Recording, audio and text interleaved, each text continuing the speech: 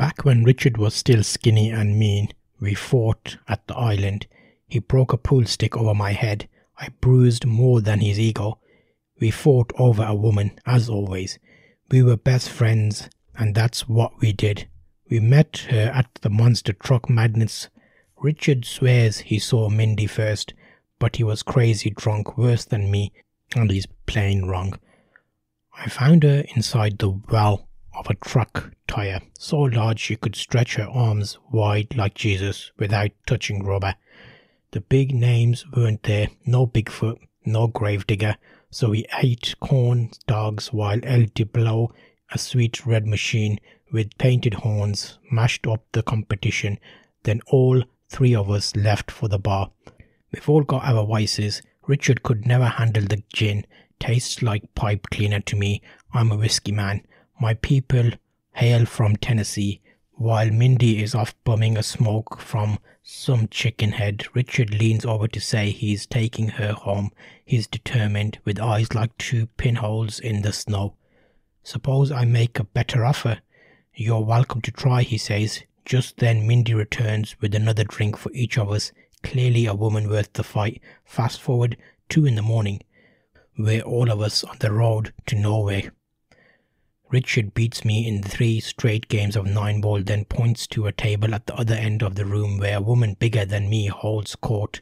He says, "How about her? You could take her home. She's bigger than a state fair pumpkin. First prize," he says, "blue ribbon all the way." "I like my chances here," I say. He brings the cue down on my head, snapping the butt end of 20 ounces of maple against my skull. I follow with a series of rapid blows. 1, 2, 3, again like that. Whap, 1, 2, 3. His face looks like a melon dropped at the groceries. He's knocked out cold and we all get tossed from the island, but the bartender doesn't call the cops. Mindy and I load Richard into the back seat of our hatchback and set for her place. Leaving Richard's car in the lot, we pop him up on the couch while she and I get to business right there on the living room floor. Mindy gets sore. "You're taking too long," she says. "Finish up," but I can't help it. After I've been drinking, it's like squeezing coins from a coconut.